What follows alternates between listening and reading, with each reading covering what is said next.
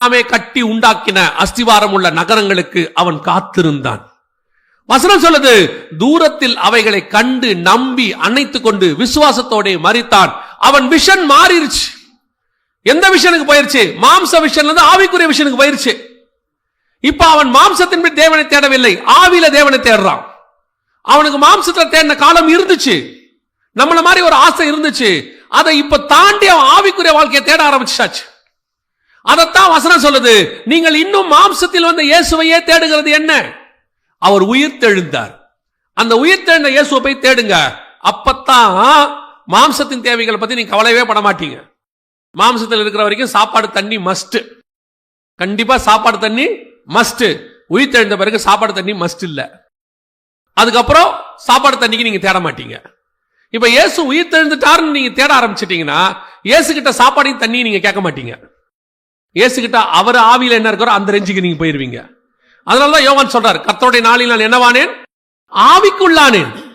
அவரு நானும் ஒரே ஸ்டேட்டுக்கு வரோம். கர்த்தர் ஆவியா இருக்கிறார், நானும் என்னவா மாறிட்டேன்? ஆவிக்கு உள்ளானேன். இப்ப போய் யோவான் என்ன கேட்க மாட்டாரு, ஆண்டவரே காலையில வந்தேன், சாப்பாடு எப்ப கொடுப்பீங்க? அவர்கள் மன்னா கிடைக்காவிட்டால் முறுமுறுத்தார்கள். இத்தனை பேருக்கு தண்ணிக்கு என்ன கொடுப்பீங்க? அவனோட தேவை எல்லாம் மாம்சமா இருந்துச்சு. இப்போ யோவானுடைய தேவை அதல்ல. ஆண்டவரே அந்த இடி முழக்க சத்தம் ஒன்று வந்துச்சு, அது என்ன? தானியேலுடைய தேவை என்ன? ஆண்டவரே அந்த 10 கொம்புகளும் அந்த சின்ன கொம்பு வந்துச்சு, அது என்ன? இந்த தரிசனத்துக்கு என்ன விளக்கம்? அந்த குத்து விளக்கு இருந்துச்சு, அது என்னது? ஆபிரகாம் கேட்கிறாரு, அந்த அஸ்திவாரம் உள்ள நகரம் சொன்னீங்களே, அது என்னது? இவங்களுடைய விஷன் உள்ள ஸ்பிரிச்சுவலா மாறிடுச்சு.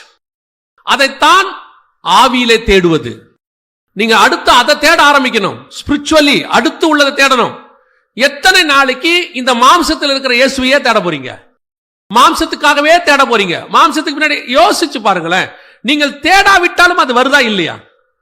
கர்த்தர் கொடுக்கிறாரா இல்லையா? உங்கள் மாம்சத்துக்கு ஒரு சுவாசம் தேவை. நீங்க கேட்டாலும் கேட்காவிட்டாலும் கர்த்தர் தருகிறார்.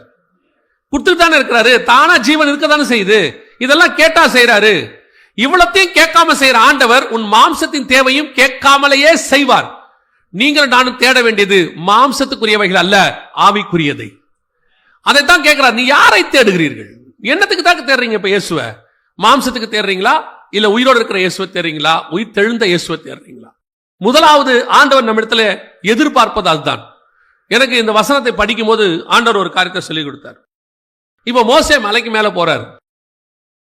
முன்னாடி மோசேக்கு பயங்கரமா ஜனங்களை பத்தின பயங்கர அக்கறை.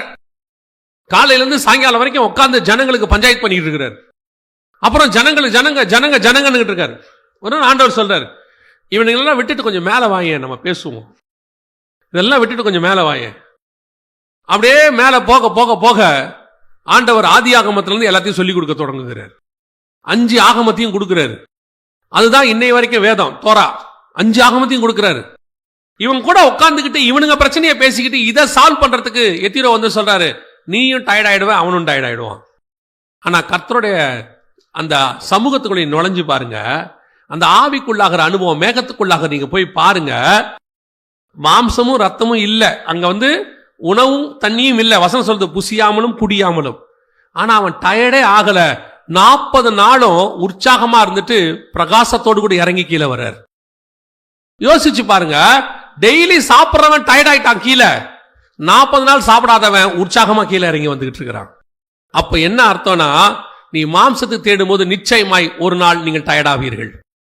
ஆவியில தேடும் போது டயர்டே ஆக மாட்டீங்க, நீங்கள் உற்சாகமாய் கொண்டே போவீங்க. அப்ப ஆண்டவர் சொல்றாரு, இதெல்லாம் விட்டுட்டு கொஞ்சம் மேல வாங்க, கொஞ்சம் மேல வந்து தேடி பாரு. இன்னும் மாம்சத்தில் வந்து இயேசுவையே தேடிட்டு இருக்கிறியே. ஆண்டவரே எனக்கு கண்ணு கொடுங்க, காது கொடுங்க, மூக்கு கொடுங்க, எனக்கு பிள்ளைக்கு வேலை கொடுங்க, இதையே தேடிக்கிட்டு இருக்கிறியப்பா. இதெல்லாம் விட்டுட்டு வா கொஞ்சம். எனக்கு ஒன்று நியமிக்கப்பட்டிருக்கிறது. எனக்கு என்ன ஆண்டவரை வச்சிருக்கிறீங்க? மேல எனக்கு நியமிச்ச உனக்கு ஒரு வாசஸ்தலத்தை கட்டுறேன்னு சொன்னீங்களே, அது என்னது? அவர் பவுல் சொல்றாரு, நான் பார்த்துட்டேன் ஆவியிலங்கிறாரு. யோசிச்சு பாருங்க. அதனாலதான் பவுலால உலகத்தை நேசிக்க முடியல. ஏன்னா அவருக்கு பரலோகத்துல உள்ள அவர்த பார்த்துட்டதுனால, எப்படி இருந்தாலும் பரலோகம் இது எல்லாத்த விட மேல்தான். தி பெஸ்ட் மேல பார்த்ததுனால அவரால் என்ன செய்ய முடியல? கீழே இருக்கிறத பார்க்கவே முடியல. அவரால் எதுவுமே அவரை அசைக்கவே இல்லை. ஏறக்குறைய ஆண்டவருக்கு அடுத்த ரேஞ்சுக்கு வந்துட்டார் அவரு. கிறிஸ்துவை நான் பின்பற்றுகிறது போல கிறிஸ்துவின் பாடுகளில் கொஞ்சம் குறைய. காரணம் என்ன? அவர் உயிரோடு இருந்த இயேசுவை பார்க்கவில்லை, உயிர்த்தெழுந்த இயேசுவை அவர் பார்க்கிறார். ஆவியில தரிசிக்கிறார். ஆவியில ஒரு ஸ்பிரிச்சுவல் வேர்ல்டுக்குள்ளே இருக்கிறார். அப்ப ஸ்பிரிச்சுவல் வேர்ல்டுல மாம்சத்தின் வேர்ல்டுக்கு தேவையானது எதை பத்தியுமே அங்க இருக்காது, டாக்கே இருக்காது. நான் சொல்றது உங்களுக்கு புரியுதா? நீங்க சில நேரங்களில் போய் பாருங்க, இந்த பிசினஸ் மேன் ஆவிக்குரியவங்க தான், ஆனா பிசினஸ் மேன் அல்லது ஒரு என்ன சொல்றது சபையில் இருக்கிற விசுவாசி அவங்களோட டிராவல் பண்ணி பாருங்க. நான் சொல்றது 90% எல்லாரையும் இல்ல. இவங்க பெரும்பாலும் எதை பத்தி பேசுவாங்கன்னா, பாஸ்டர் இந்த ஊழியத்துக்கெல்லாம் போறீங்களே, அந்த ஊழியங்கள் அந்த நாடுகள் எப்படி இருக்கும்,